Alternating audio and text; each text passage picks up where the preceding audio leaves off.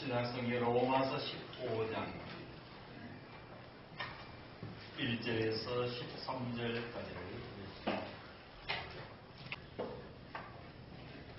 믿음이 강한 우리는 마땅히 믿음이 약한 자의 약점을 담당하고 자기를 기쁘게 하지 아니할 것이라. 우리 각 사람이 이웃을 기쁘게 하되 선을 이루고 덕을 세우도록 할지니라. 그리스도께서 자기를 기쁘게 하지 아니하셨느니 기록된 바 주를 비방하는 자들의 비방이 내게 미쳤나이다 함과 같으니라. 무엇이든지 전에 기록된 바는 우리의 교훈을 위하여 기록된 것이니 우리로 하여금 인내로 또는 성경의 위로로 소망을 가지게 함이니라. 이제 인내와 위로의 하나님이 너희로 그리스도 예수를 본받아 서로 뜻이 같게 하여 주사 한 마음과 한 입으로 하나님 곧 우리 주 예수 그리스도의 아버지께 영광을 돌리게 하려 하노라. 그러므로 그리스도께서 우리를 받아 하나님께 영광을 돌리심과 같이 너희도 서로 받으라. 내가 말하노니 그리스도께서 하나님의 진실하심을 위하여 할례의 추종자가 되셨으니 이는 조상들에게 주신 약속들을 견고하게 하시고 이방인들도 그 긍휼하심으로 말미암아 하나님께 영광을 돌리게 하려 하심이라. 기록된 바 그러므로 내가 열방 중에서 주께 감사하고 주의 이름을 찬송하리로다 함과 같으니라. 또 이르되 열방들아 주의 백성과 함께 즐거워하라 하였으며 또 모든 열방들아 주를 찬양하며 모든 백성들아 그를 찬송하라 하였으며 또 이사야가 이르되 이새의 뿌리 곧 열방을 다스리기 위하여 일어나시는가 있으리니 열방이 그에게 소망을 두리라 하였느니라. 소망의 하나님이 모든 기쁨과 평강을 믿음 안에서 너희에게 충만하게 하사 성령의 능력으로 소망이 넘치게 하시기를 원하노라. 아멘.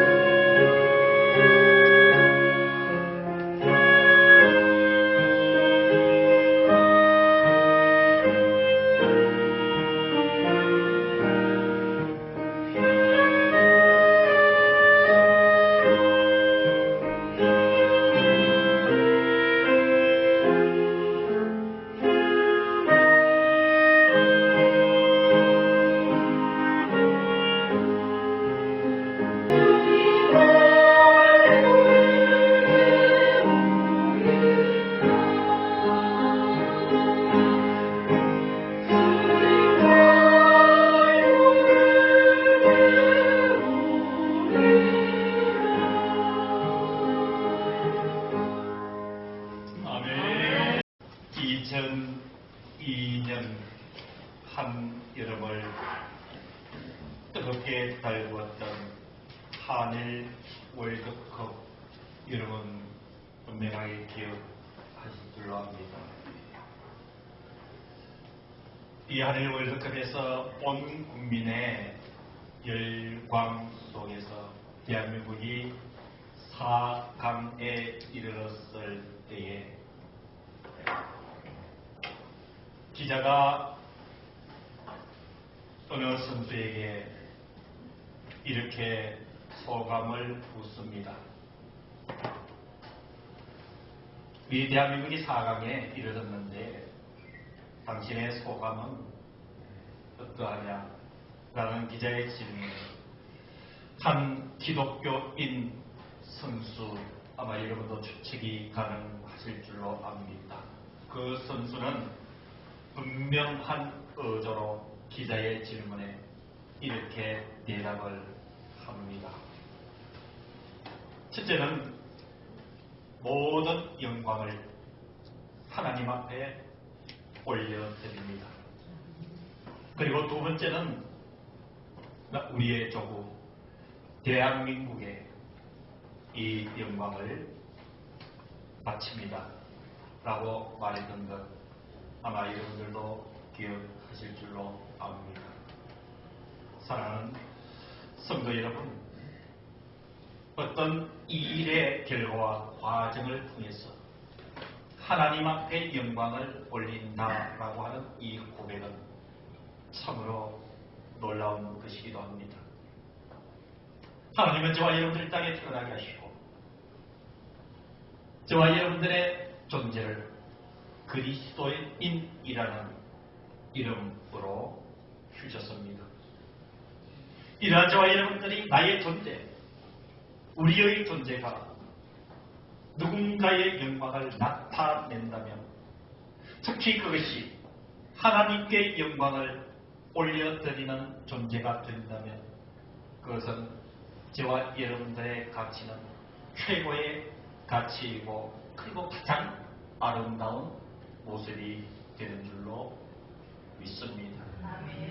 오늘 말씀의 주제와 핵심은 제목에서처럼 하나님께 영광을 올려드리는 데 있습니다. 여러분, 개인인 나와 그리고 우리 가족들 그리고 이 교회 공동체가 그리고 이 민족이 하나님께 영광을 올려드릴 수 있는 일이 있다면 우리는 그 길을 찾아가야 됩니다. 우리가 어떻게 하면 하나님께 영광을 올려드리며 살 수가 있을까요? 하나님께 영광을 올려드리는 내 전제는 하나님을 경외하는 데 두고 있습니다.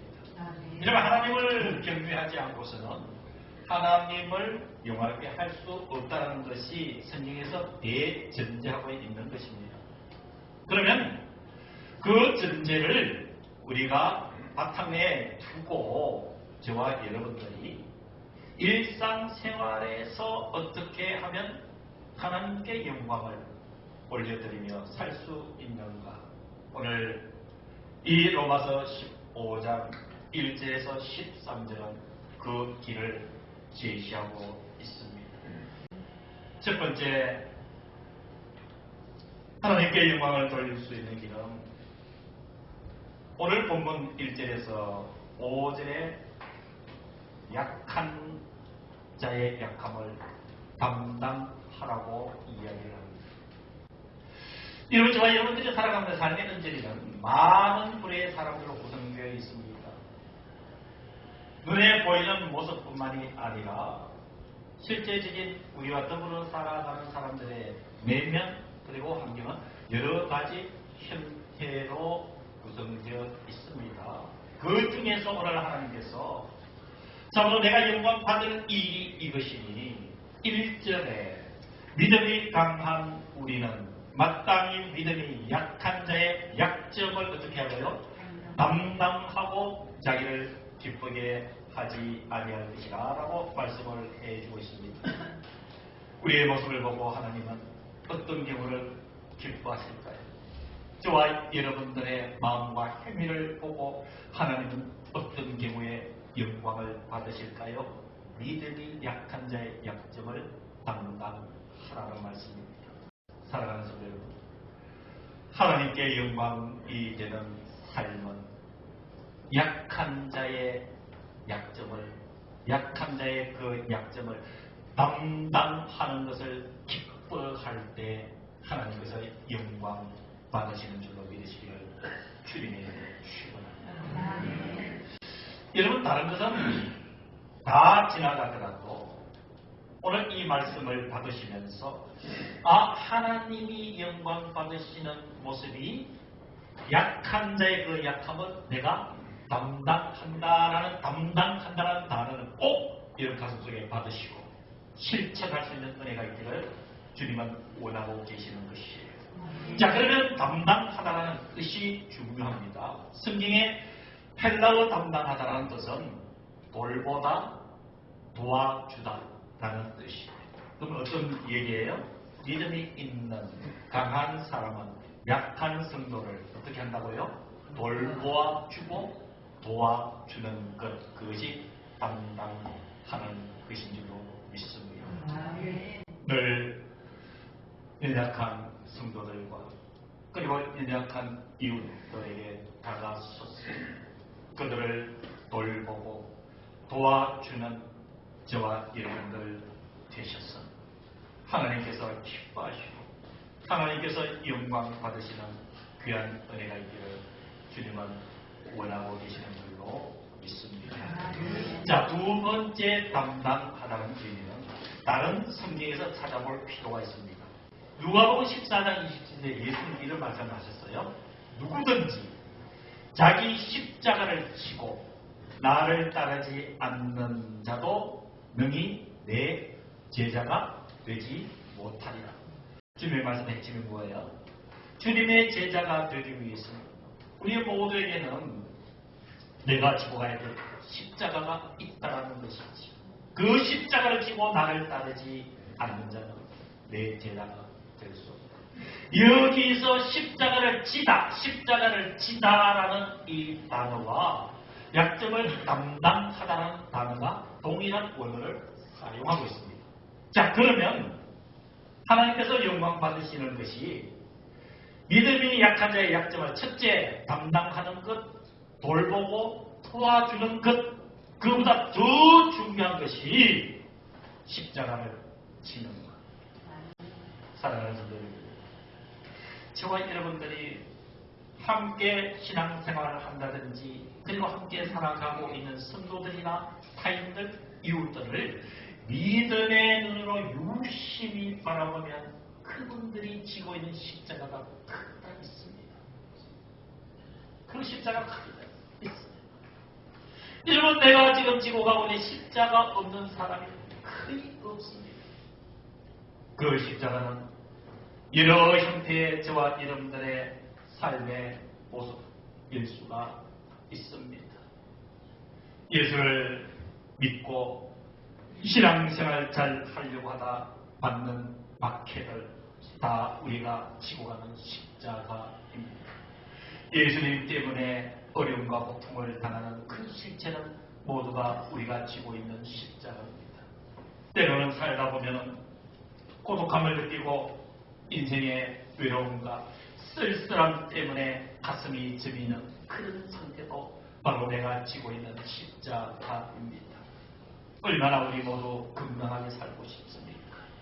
그런데 세월이 가고 연세가 들수록 아프지 않는 곳이 없습니다.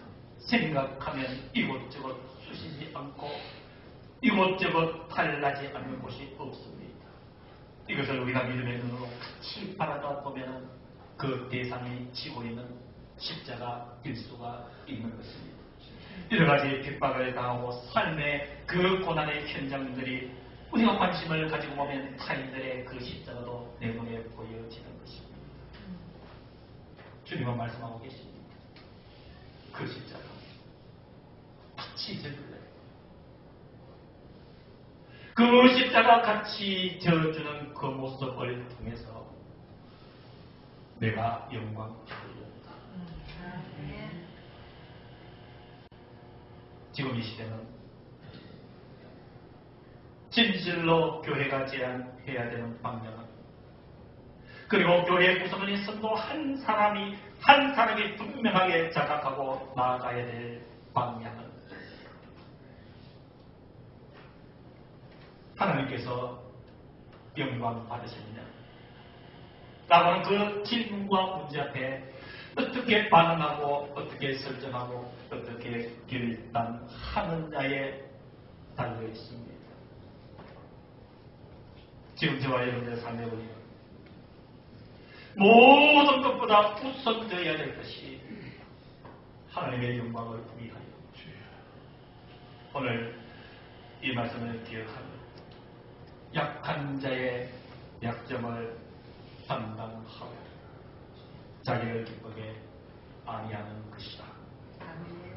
이것이 하나님께서 영광 받으시는 첫 번째 일임을 우리는 믿어야 됩니다. 두 번째, 이제 구체적으로 6절 이하에 한 마음과 한 입으로 하나님 곧 우리 주 예수 그리스도의 아버지께 영광을 돌리게 하려 하노라 라고 말씀하시면서 7절을 유의 있게 보시기를 바랍니다. 7절이 1절만큼 중요한 대목입니다.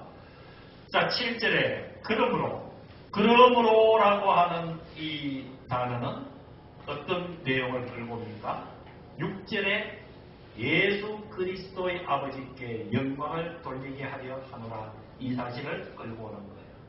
즉 다시 말씀드려서 우리가 예수 그리스도의 아버지 하나님께 영광을 돌리기 위해서 두 번째 제시하시는 하나님의 음성이 7절 그러므로 라고 시작이 됩니다. 그러므로 뜻은 첫 번째와 비슷합니다만 우리가 좀 깊이 있게 바라봐 봐야 됩니다. 그러므로 그리스도께서 우리를 받아 하나님께 영광을 돌리심과 같이 너희도 어떻게 하라고요? 서로 받으라. 이 말씀의 구조는 이렇습니다. 예수님께서 우리를 받았어. 저와 여러분을 받았단 말이에요. 받아서 하나님께 영광을 돌려드린 것처럼 우리도 서로가 어떻게 하라고요? 받으라. 받으라는 단어가 잘 이해가 되지 않지요. 받는다라는 성의 의미가 뭘까요? 여러분 기억하시기를 바랍니다. 그리스도께서 우리를 받아서 하나님께 영광을 돌리셨다. 이 말씀을 풀어서 해석하면 이렇습니다. 하나님이, 예수님이 저와 여러분들의 어떤 모습이든지 죄인의 모습, 허물, 잘못된 거, 때로는 정직한 거, 때로는 잘 살고 있는 것, 때로는 잘 못 살고 있는 것, 이게 문제가 아니라 우리의 실체를 있는 그대로 하나님께서, 예수님께서 어떻게 하셨다고요? 받아들인 거예요. 받아들인 거예요. 그래서 받아들여서 주님 어떻게 하셨나요? 예수를 믿게 하시고 우리의 죄를 정하게 다 씻어주셔서, 자, 받아주셨다라는 두 번째 의미는 동행하다는 얘기예요. 동행. 주님께서 우리를 받아들여서 어떻게 한다고요? 동행, 함께 나아가는 거예요. 함께 나아가는데 어디를 향해서, 누구를 향해서 나가는 거예요? 바로 하나님을 향해서, 하나님의 나라를 향해서, 저 천성을 향해서, 이 땅에서 하나님이 우리와 함께 동행해 주시는 것이죠. 그것처럼 너희도 서로 어떻게 하라고요? 서로 받으라. 서로 받으라. 이걸 하나님께서 영광 받으시는 두 번째 모습인 줄로 믿습니다. 자, 그러면 이 말씀을 우리가 어떻게 실천하면 되느냐? 우리가 어떻게 실천하면 되느냐? 사랑하는 성도 여러분, 가장 가까이 자주 보는 사람 앞에서 그것을 실천하시기를 바랍니다. 저와 여러분들이 가장 가까이 대할 수 있는 사람이 누굽니까? 바로 가족들입니다. 부부간입니다. 부모와 자식 간입니다. 그리고 우리 성도들 사이입니다. 그리고 교회 밖에 나가면 늘 마주 대한 우리의 이웃들입니다. 그들을 7절 하반절에 너희도 서로 받으라. 서로 마음으로 받아들여서 동행하라 그랬습니다. 사랑하는 성도 여러분, 이 받다 하나님께서 그리스도께서 우리를 받아 하나님께 영광을 돌리심같이 너희도 서로 받으라 라고 얘기하면서 정리하면서 받아들여 동행하라고 하는 말씀이시죠. 바로 하나님께서 영광 받으시는 우리가 동행하는 그 길은 천국인 줄로 믿습니다. 그 천국을 향해서 옆에 있는 사람들 받아주라는 얘기입니다. 있는 그대로 수용하라는 얘기입니다. 그래서 함께 발걸음을 맞추어서 예수 그리스도께서 가신 그 십자가의 길, 그 주님이 가신 길 끝에 우리를 반겨 맞아주시는 하늘나라까지 함께 동행하는 그것이 받아준다는 의미의 중요한 때인 줄로 믿습니다. 그래서 9절에 주님 하나님의 말씀께서 이렇게 이어집니다. 이방인들도 그 긍휼하심으로 말미암아 하나님께 영광을 돌리게 하려 하십니다. 저와 여러분들이 연약한 자, 예수를 알지 못하는 자들, 이방인들도 우리가 받아서 함께 영광의 길에 동행해야 될 이유는 이 이방인들도 구절에 그 긍휼하심을 받아 하나님이 아직도 주님을 알지 못하는 이방인들도 불쌍히 여기신다라는 말씀인 줄로 믿습니다. 하나님께서 그들을 변화시켜셔서 하나님께 영광을 돌리게 만드실 것입니다. 그 도구로 먼저 믿음으로 사는 저와 여러분들을 사용하고 계시는 줄로 믿으시기를 주의 이름으로 축원합니다. 9절 하반절에 기록된 바 그러므로 내가 열방 중에서 주께 감사하고 주의 이름을 찬송하리라 하는 바 같으리라.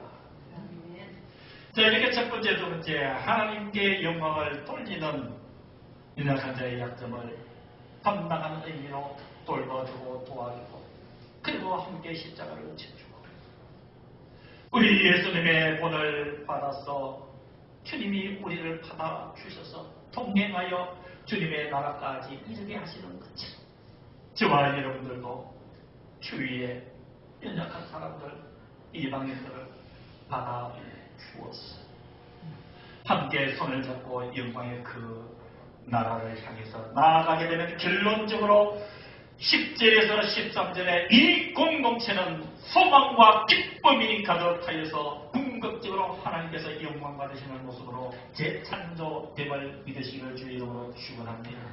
첫 번째, 두 번째 1절부터 9절까지의 이 하나님의 영광 받으시는 일들을 우리가 믿음으로 감당할 때에 10절 하반절에 또 있는데 열방들아 주의 백성과 함께 즐거워하라 하였으며 여러분 10절 말씀도 참 소중하게 봐야 될 말씀이에요. 또 이르되 열방들아 이 세상의 사람들아 주의 백성과 함께 하나님을 믿는 거룩한 백성들과 함께 즐거워하라고 얘기를 합니다. 여러분 이 땅에 많은 믿지 않은 자들이 어떻게 즐거워할 수가 있습니까? 바로 부름을 먼저 받은 주의 백성 바로 성도들이 손잡고 갈 때에 동행해 줄 때에 함께 즐거워하는 삶이 될 수 있어. 그것을 하나님께서 기뻐하신다는 사실이에요. 그것을 하나님께서 영광 받으신다는 사실입니다. 그래서 11절에 모든 열방들아 예수를 믿는 사람이든 믿지 않는 사람이든 모두를 통치한 것이 열방들입니다. 모든 열방들아 주를 찬양하며 모든 백성들아 그를 찬송하라 하였으며 12절에는 이새의 뿌리에서 난 자가 누굽니까? 예수 그리스도 언약의 예수 그리스도 구세주를 이야기를 합니다. 열방이 12절 하반절에 그에게 소망을 두리라. 예수 그리스도 그 심정으로 주님의 마음으로 열방의 손, 즉 우리 이웃들 손, 아직도 예수를 알지 못하는 사람들의 손을 잡고 함께 그들을 받아 그들의 연약함을 감당하며 나아갈 때에 열방이 예수 그리스도를 만나게 되고 소망을 두게 되는 줄로 믿습니다. 그래서 하나님께서 이 13절에 이 모습이 만들어지기를 원하시며 하나님은 내가 이 모습을 통해서 영광 받으실 것이라 결론적으로 내려주고 있습니다. 13절입니다. 소망의 하나님 모든 기쁨과 평강을 믿음 안에서 예수 그리스도 안에서 너희에게 충만하게 하사 또 오시는 성령의 능력으로 소망이 넘치게 하시기를 원하노라. 이제는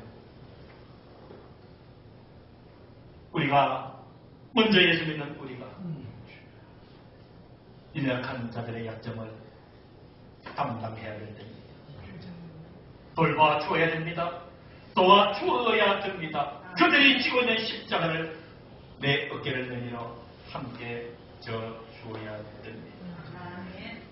그리고 주님이 우리를 부탁주신 것처럼 그래서 하나님의 영광을 돌리는 존재로 만들어 주신 것처럼 우리의 이웃들 연약한 예수를 알지 못하는 자들을 우리가 받아서 함께 예수 그리스도의 나라로 동행하는 은혜.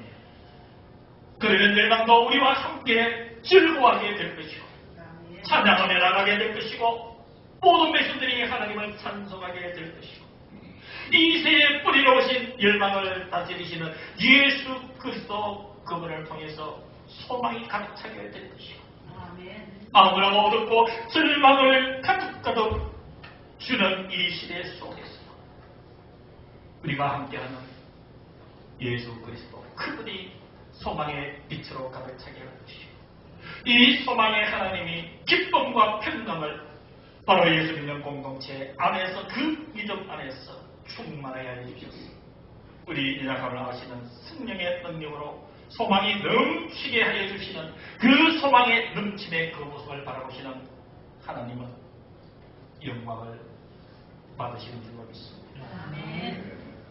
하나님께서 영광 받으시고 우리 모두 하나님께 영광을 올려드리는 삶으로 함께 나아갑시다.